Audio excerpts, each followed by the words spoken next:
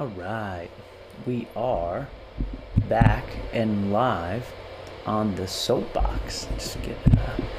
All right, gang. So, how we doing? I just wanted to hop back on the soapbox about a topic that gets me really fired up. It has to do with, I guess you could say, complainers, but more importantly, how people handle perceived situations, how it comes down to money, how it comes down to sort of us versus them, me versus you, so on and so forth. So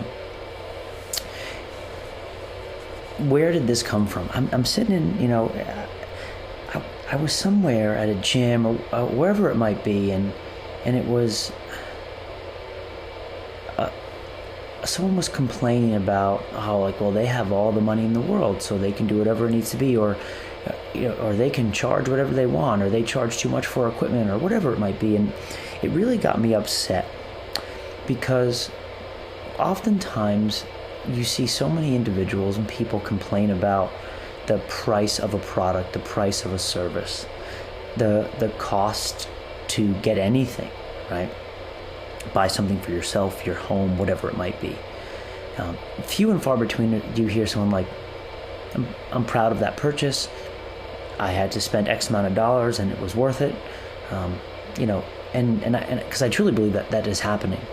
And I just think what happens is it's really short-sighted. And I want to take this conversation in two ways. One, I want to give people some perspective. And I'm not saying I have the most perspective, but I do think that what I mean by give you perspective, I think that you really need to think before you speak about certain things and people and entities, because the reality is you shouldn't be demotivated or frustrated by scenarios like this. You should be inspired by one's success or ability to do something, because clearly if you're talking about it, they've done something right. They've been efficacious. So let's start with building a home gym. I just did a little vlog on my home gym, and it's funny, oftentimes comments on home gyms come down to, oh, like, it's super expensive, or this person got this for free. And I often, it's funny, as I'm highlighting the gym and I'm talking about these things, and obviously expenses went into it, obviously, and I was fortunate enough to get a lot of equipment because of my sponsorships and things like that. But I really think about, if I had to spend full price on every single thing that I own at the gym, I would do this. I would have the same exact gym. One, probably, if not, literally even more custom, because everything would have been my choice, as opposed to things that were given to me, which is functionally perfect. And I think about it's like, before you complain about other scenarios, before you complain about, oh, it's too expensive, I'll never get this or that, why don't you reevaluate your own budget, reevaluate your own priorities? It's like, I have a gym that I use. I have a gym that now my wife uses and my daughter plays in already. I've turned that gym into a place where I can develop content as well, for the hand plan and for myself. We made it a little bit of a studio. These are just things that, we turn that into something of value. Of course, there's a cost to it. There's a cost with everything, and that's okay. But that cost needs to also have a return. That return can be intrinsic value. It can be value to you, your family, or it can potentially bring in some sort of external value. But really start to think about, what are you spending your money on? And really, if it's not in your budget, that's okay. Be aware of that. But there's absolutely no need to complain about it or be frustrated by it, because that's just the nature of your circumstance. Oh, I can't buy a cup of coffee today. It's out of my budget. It's no different than saying, I can't buy a rower because it's out of my budget, which is completely fine. But, if it's really a priority, you'll make it happen. It's like when people say, I don't have time to go to the gym. Well, bullshit, you do. It's like you do. And, again, it's 7:45 p.m. My daughter went down at 6:30, and I got my second session in after she went down. It's a priority to me. I got it done. And again, it's not, if it's not your priority, that's fine. But again, let's start to reevaluate why we're complaining, why we're making excuses, and turn it into motivation. This is no different than when people are, say like, oh, it's like when we complain about, I hear like, oh, row equipment is so expensive or whatever it is. Well, yeah, it's the best. Or they have the ability to price it that way because people believe it's the best. And these are things that, well, there's nothing wrong with that. There's nothing wrong with someone or something being successful. And it's the same notion I see,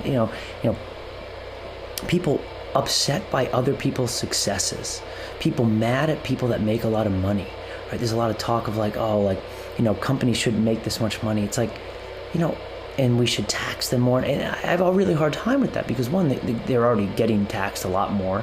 And even if they are leveraging, their, whatever incentives or whatever it might be, so they're not, like, you have to realize that it goes full circle. It's like, look at the big picture. It's like when people are like, rich people should be taxed more, big companies should be taxed more. I think to myself, like, well, they're actually providing jobs to people, and you're not, right? Most likely. Remember that. It's like, and anyone that owns a small business knows this. It's like, you're like, and I know I talked, a lot of affiliate owners and coaches out there. Remember, like, you're giving people jobs and helping them live their life. And yet and you're also paying your dues appropriately.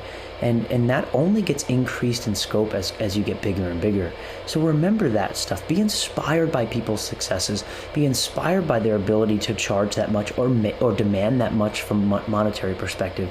And because look what happens, and this is obviously not a blanket across everyone, but the most successful people become very philanthropic towards the end of their career in life because they want to give back, but they want to give back where they see fit. And I think there's no problem with that. If you're passionate, you might as well give your money towards those passions. That's no different than opening up a CrossFit gym. I mean, if you love CrossFit, you love fitness, that's a selfish passion that you want to make your career and livelihood. And then you start to give that to others.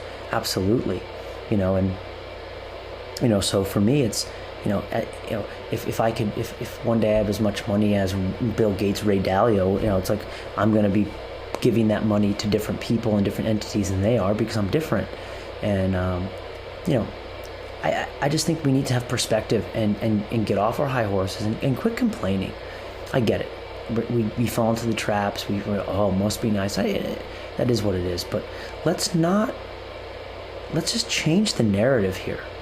Let's find inspiration and purpose behind people that are successful, that have these opportunities, because that's where you want to be, I would hope.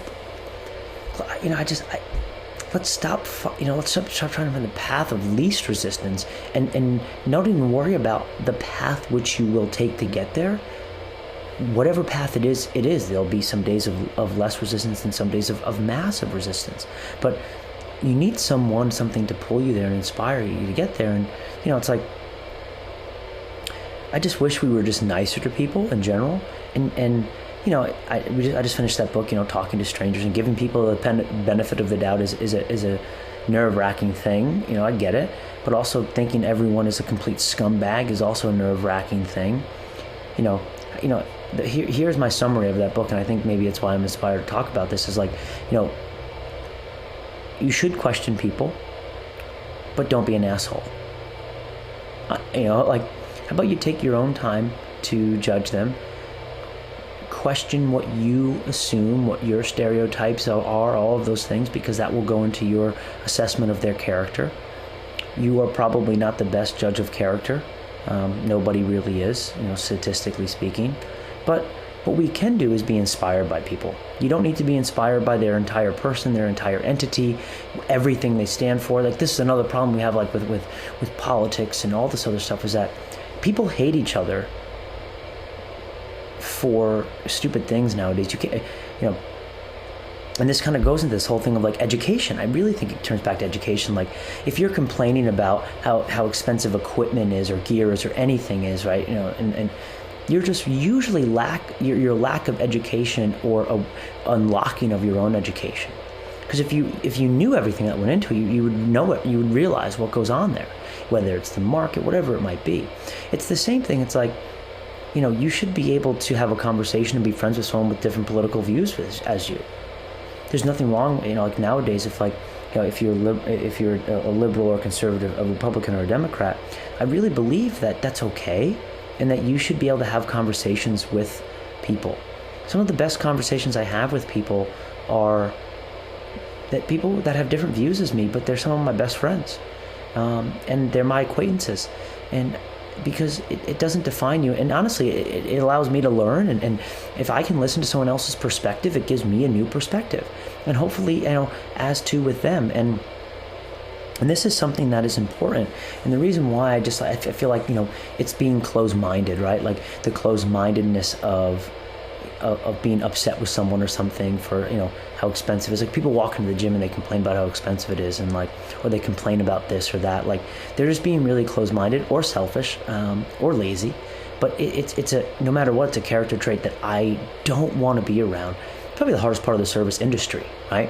Is that you have to deal with really shitty people sometimes, and that's just the nature of the beast, and you really have to deal with them.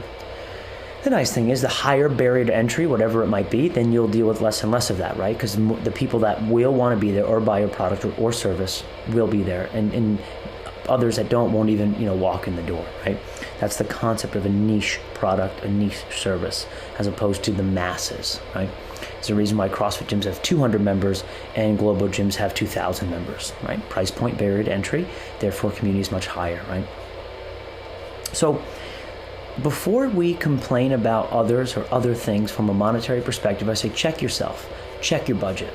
Let me see your P&L. Let me see how you manage your life before you start complaining about how others charge other things, right? Like have your shit in line. And maybe I'm too maniacal about it, but I can tell you my entire P&L. I work with an unbelievable financial advisor that gives me all of that. I work with them. We've worked with them for years and I love the data and the numbers because I want to know, running my household is like running a small business. And you have outflows, you have inflows, and I need to track that. I need to track it down to the penny because that's a business. And some days you make poor business decisions, some days you don't, but you have to be aware, and knowledge is really important when it comes to that. Because then from there you can make decisions on what you want, what you need, what you don't want, what you don't need. These are things, so education, awareness really helps with these decisions. It got me really fired up. So in summary, guys, educate yourselves. Let's stop, being negative or pessimistic, and it's okay to have, if someone has a different view. It's like, I'll tell you something I have done because I've been starting to get a little anxious. It's like I stopped getting all notifications on my cell phone, my computers, and all my devices for news. At first, it was because I would get those notifications because I was like, I need to be aware of what's going on in the world. I'm an adult, and I also I should be able if people decide to talk about it or whatever it might be, I should be educated. It just I don't know if it was me or the news, whatever I was getting. It became constant, became exhausting to kind of just actually read what was happening as opposed to someone's opinion on what was happening. So let me tell you, I stopped getting them, and I actually took it off my phone. It's nowhere in my notification center. The only time I actually get the news is when I, in the morning when I tell my Alexa device, good morning. It gives me my morning routine, and it's really helped me. It's really powerful because I don't. It doesn't stress me out as much, and and that's one aspect of it. But I also want to be aware of it, to be able to have these conversations. But I really wish people could just relax a little bit. I saw a post that the other day, Dave Castro posted on his Instagram that Donald Trump Jr. wrote a book. He said it's a good read, and people, he took some screenshots of people saying really mean things, and I thought to myself, man, I don't know the views or lifestyles of half of the authors of books that I've read, and so I think about how people get mad about that. I'm like, that's just lack of education. Do you really know that person at all? And maybe you don't like them, but maybe that's why you should read the book. And I've said this on previous podcasts, but once in a while I read a book called a challenger book, whether it's usually it's a topic that I read that is something I would never want to read. It goes against what I believe in, what I like really, and maybe for you guys it's just set a challenger book or belief, or have a conversation with someone and asking uncomfortable questions, but be aware. I learn so much when I listen to people, and I think I could do a better job listening to people still, but I wanted to keep this one short, but I just wanted to jump on this and let's gain perspective. Let's gain inspiration from those that are successful. Let's stop hating on them. If you want to gain success from other people's success, it should come from inspiration and learning, not because of a handout. I don't want anything from anybody. I'm going to get it myself. I'm going to work my butt off for that. I'm going to, and let's stop. I just can't handle a handout society, people that expect or deserve it mentality. You don't deserve anything. You earn whatever you get. And I think that's important. And for those of you that have a relative amount of success, for those of you that own a business, success aside, you know how hard it is to do what you need to do and pay the people you need to pay the taxes you pay. It's a nightmare. And then when you see people complaining about what they're doing or complaining that people aren't paying up, I'm like, come on, like do your part as well. And there are no handouts, and because people that are more successful will help everyone by giving more. And obviously there are bad apples out there, like in any profession and anything. So let's not talk about the outliers. Let's talk about the majorities here, because that's what matters, and that's really what makes the impact. We hear the vocal minority. We might see the vocal minority, but that doesn't matter here. So perspective, education, inspiration, as opposed to pessimism, negativity, and looking to bring down as opposed to bring up. Maybe that's just me in an altruistic world, but I try to surround myself with people like that. And when I find myself falling into that negative spin, I try to pull myself out. Of course it happens. It doesn't mean you're an awful person. Just be aware to get out of it and don't make it consistent. And that's what I have for you. Under 20 minutes, the Soapbox, Austin Malleolo. Thanks, gang.